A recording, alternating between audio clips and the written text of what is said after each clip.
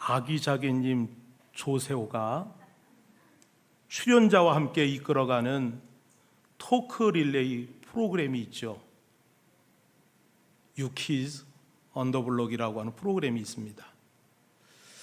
그걸 보면 아주 잔잔한 감동을 주기 때문에 저도 가끔 그 프로를 볼 때가 있습니다. 그런데 지난해 11월에 운명을 따르는 자들이라고 하는 주제로 130회 특집이 방영이 됐습니다. 저기 5사람이 쭉 나와 있죠. 사회자 2사람과. 그런데 이 특집에 특이한 분들이 초대가 됐습니다. 박격포 상사, 임신복 간호사, 김노동 교수, 오세용 집배원, 베테랑 소방관, 이렇게 5사람이 출연을 했어요. 그들은 이 프로그램에 출연을 해서 운명처럼 갖게 된 자신의 이름과 직업, 또 그 안에서 터득한 인생의 지혜를 이렇게 나누어 주었습니다. 첫 번째 출연자가 박격포 상사였는데, 사회자가 질문을 했어요. 혹시 군대에서 자주 듣는 말이 뭐냐? 이렇게 물으니까 그는 전화 담당이던 막내 하사 시절을 소개를 했습니다. 충성!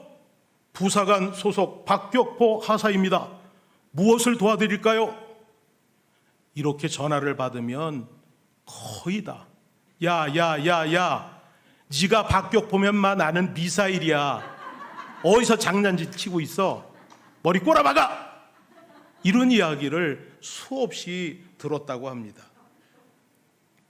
그의 이름은 아버지가 지어준 순 한글 이름이에요. 그런데 아버지가 월남전에 참전을 했는데 바로 옆에 박격포 소대가 있었답니다. 그런데 그 소대가 왜 이렇게 멋있어 보였는지, 그래서 나중에 아들을 낳으면 우리 아들이 박격포처럼 좀 용감하게 살았으면 좋겠다, 그래서 아들의 이름을 반드시 그렇게 짓겠다 했는데 정말 아들이 태어난 거예요. 그래서 이름이 그렇게 지어졌다고 합니다. 사람은 이름대로 산다, 이렇게 이야기를 하죠. 그래서 옛부터 우리의 조상들은 그 이름이 그 사람의 운명을 좌우한다고 믿었습니다. 그래서 이름을 중요하게 생각을 했죠. 그러면 여러분, 모든 사람이 정말 자신의 이름대로 살고 있을까요? 2005년 대법원의 판례로 인해서 우리나라에서는 이름을 바꾸는 개명 신청자들이 큰 폭으로 증가를 했습니다. 이름이 촌스럽거나 놀림감이 되어서, 또 어떤 사람은 출생 신고서에 잘못 기재를 해서, 또 어떤 사람은 범죄자나 악명 높은 사람의 이름과 같아서, 또 어떤 사람은 사고나 사업이 계속 실패가 되어서 좋지 않은 일들이 계속 생겼기 때문에 등등등등 다양한 이유에서 개명 신청을 하고 있는 것이죠. 법원 행정처에서 발간한 역사 속의 사법부라고 하는 책에 보면 개명 신청자의 정말 기막힌 이름들이 여럿 등장을 합니다. 경운기, 신기해, 이몽치, 김치국, 송아지, 오보이, 정쌍점. 정말 재밌는 이름들이 많이 있죠. 오늘 우리들이 함께 봉독한 말씀에도 이름을 바꾸는 이야기가 나옵니다. 우리 예수님은 시몬을 처음 만났는데 처음 만난 시몬에게 게바라는 이름을 주셨습니다. 시몬의 이름의 뜻은 흔들리는 갈대입니다. 그런데 그런 시몬에게 반석이라는 뜻인 게바라는 이름을 지어주셨죠.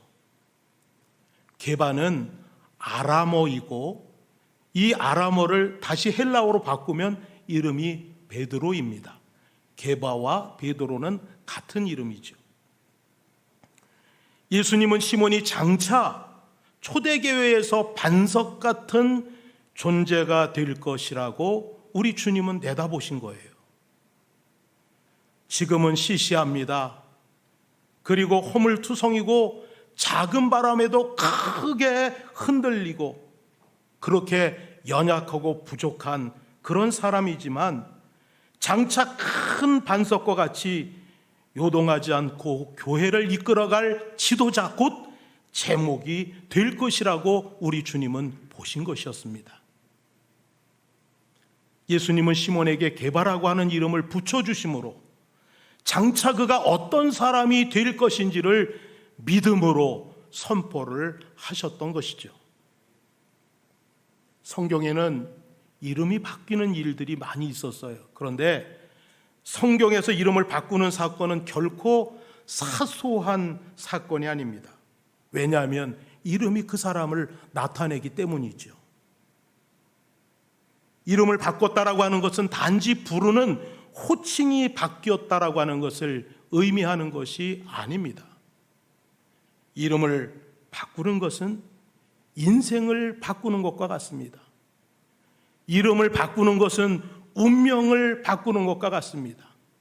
이름을 바꾸는 것은 그의 삶의 목적을 바꾸는 것이고 그의 사명을 바꾸는 것입니다.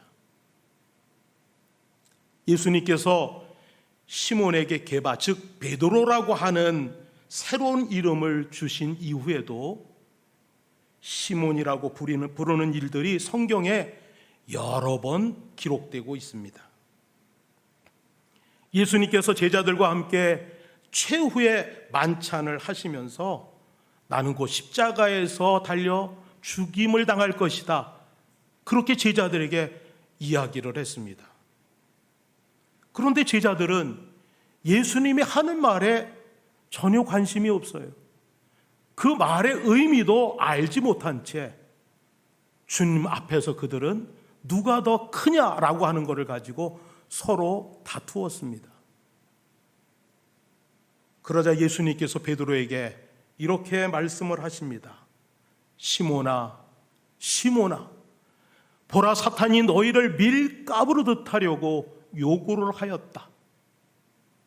밀가부르듯 하려고, 밀을 까부른다라고 하는 것은 밀을 절구에 놓고 찢는다라고 하는 뜻입니다.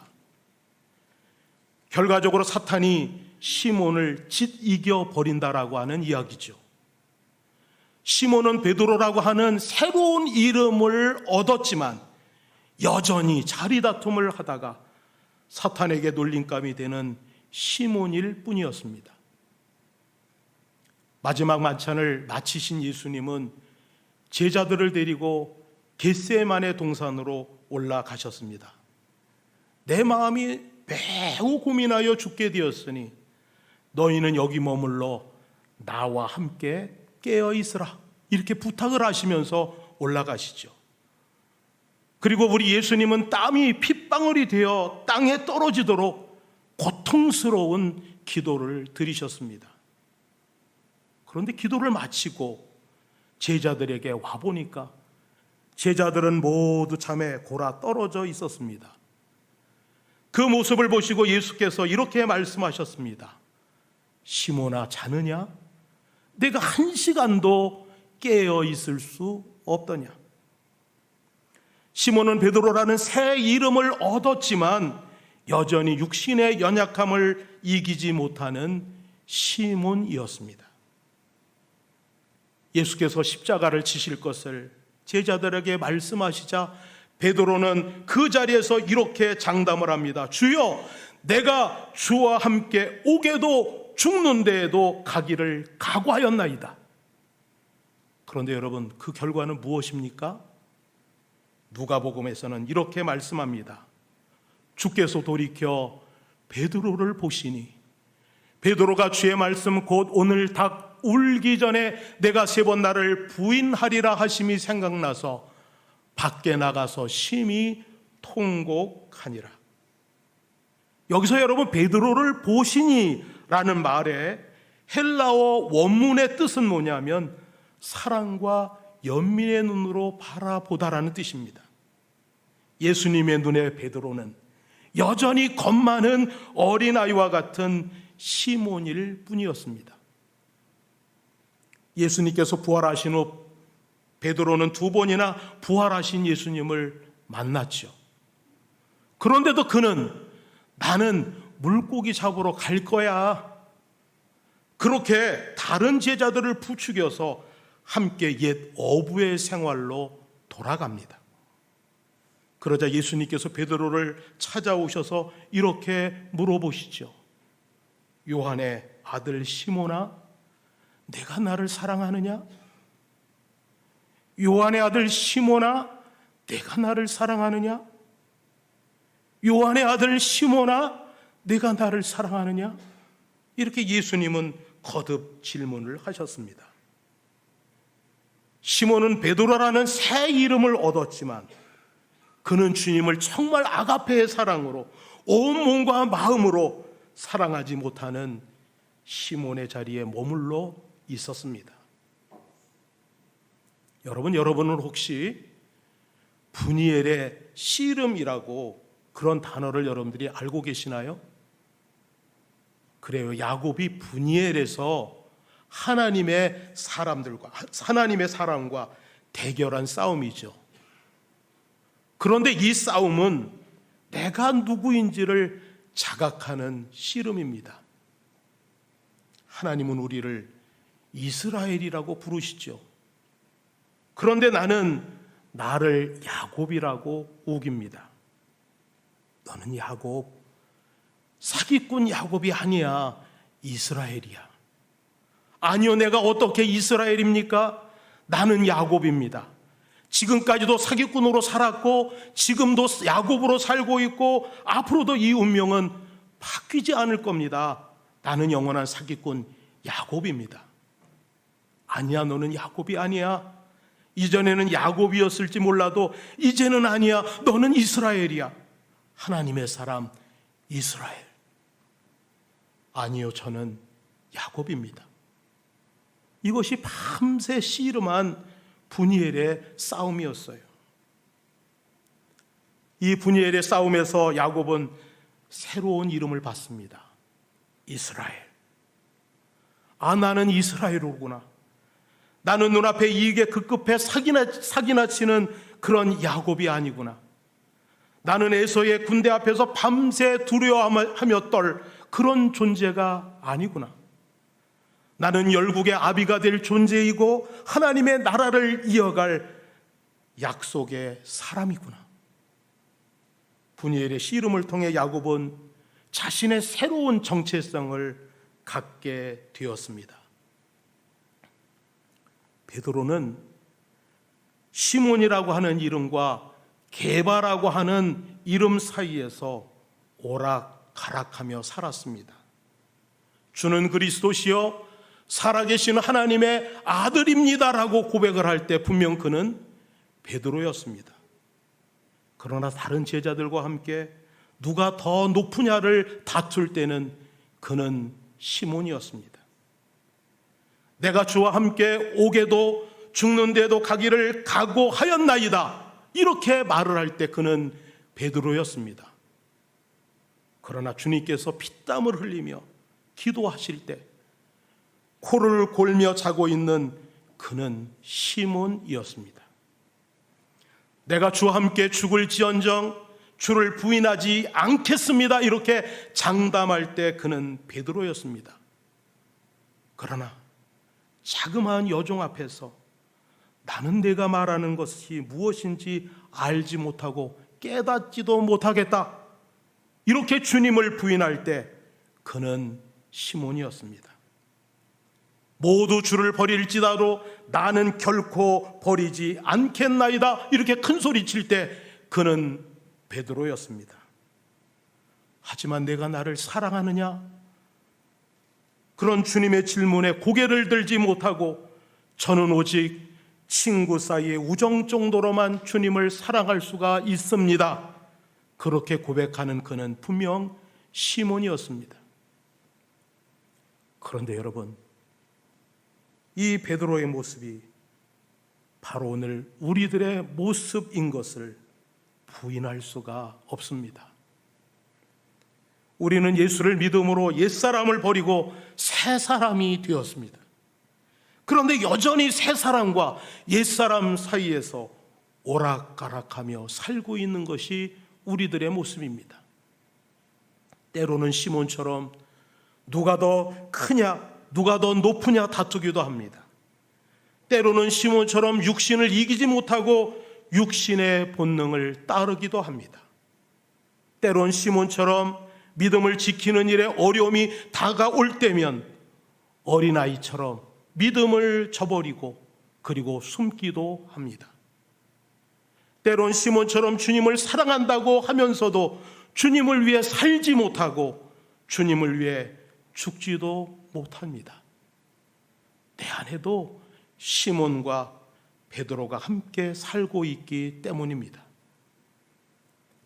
때로 베드로의 삶을 살 때도 있지만 그러나 시몬의 삶을 살 때가 더 많이 있습니다.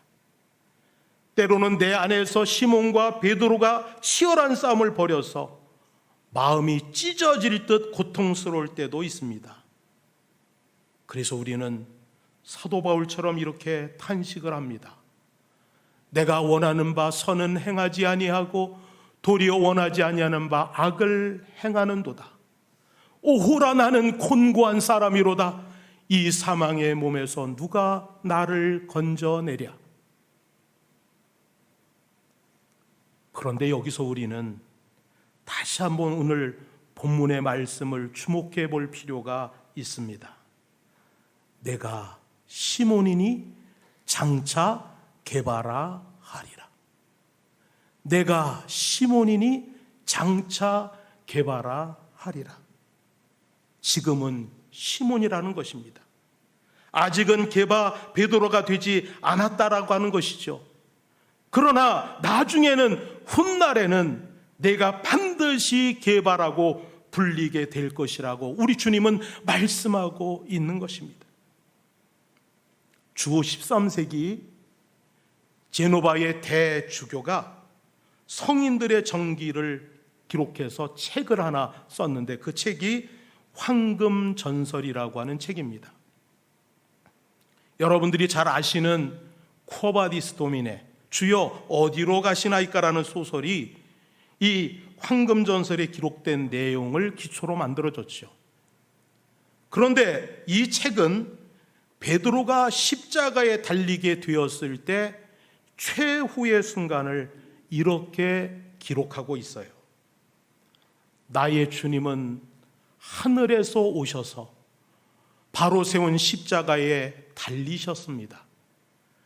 그러나 땅에서 하늘로 부름받도록 된 나를 위해서는 십자가는 내 머리가 땅을 향하고 내 발이 하늘로 가도록 세워야 합니다. 나는 주님과 똑같이 십자가에 달릴 가치가 없기 때문에 내 십자가를 돌려서 내 머리가 아래로 가도록 매달아 주십시오. 그래서 사람들은 베드로의 십자가를 거꾸로 돌려서 발이 위로 가고 머리가 아래로 가도록 십자가에 못 박았습니다.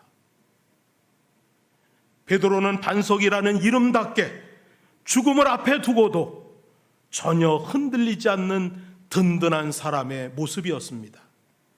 죽음을 두려워하는 것이 아니라 죽는 순간까지도 어떻게 하면 우리 주님께 영광을 돌릴까? 어떻게 하면 우리 주님을 더 높일까 생각하며 최후를 마쳤습니다.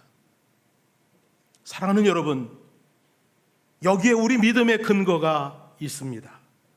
시몬에게 베드로라고 하는 이름을 지어주신 분은 예수님이십니다. 그리고 그 시몬을 베드로로 만드신 분도 예수님이십니다. 그래서 성경은 이렇게 말씀합니다. 너희 안에 행하시는 이는 하나님이시니 자기의 기쁘신 뜻을 위하여 너희에게 소원을 두고 행하게 하시나니. 하나님께서 우리 안에 계셔요. 하나님께서 우리로 하여금 하나님의 뜻을 따라 살겠다는 마음을 우리들에게 갖게 만드십니다. 그리고 그 일을 해낼 수 있도록 힘을 주시는 분이 우리의 하나님이십니다. 이것이 하나님께서 일하시는 방법입니다. 우리의 믿음의 근거는 우리 자신에게 있는 것이 아니라 하나님께 있습니다. 하나님께서 시작하시고 하나님께서 인도하시고 하나님께서 마무리 져 주십니다. 아멘이십니까? 1892년 미 감리의 소속으로 인천주재 선교사로 부임한 존스 선교사에 의해서 강화도에 복음의 씨가 뿌려졌습니다.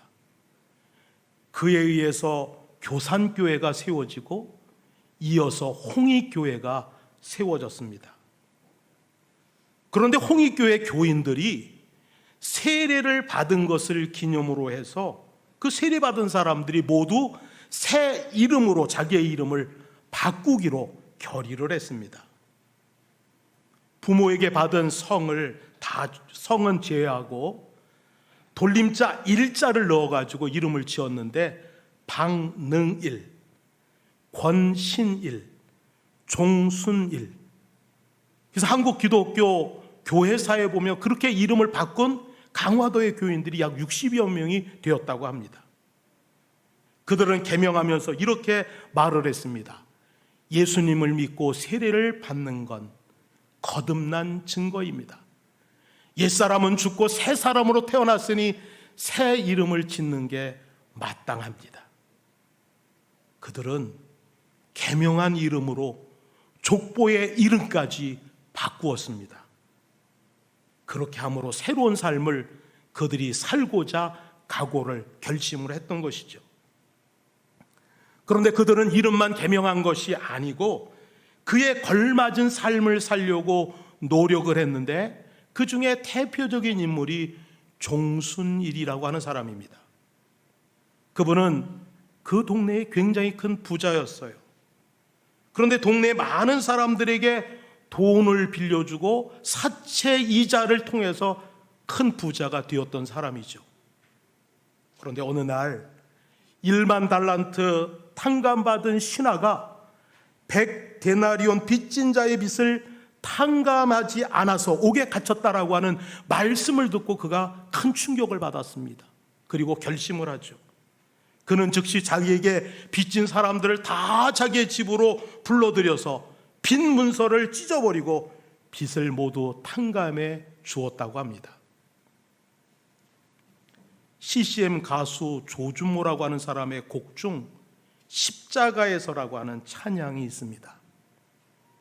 이 찬양 가사를 보면 우리의 이름이 어떻게 바뀌었는지를 알 수가 있어요. 십자가에서 그는 내 이름을 바꾸셨네. 고아에서 아들로, 거절에서 용납으로, 죄인에서 의인으로 바꾸어 주셨네.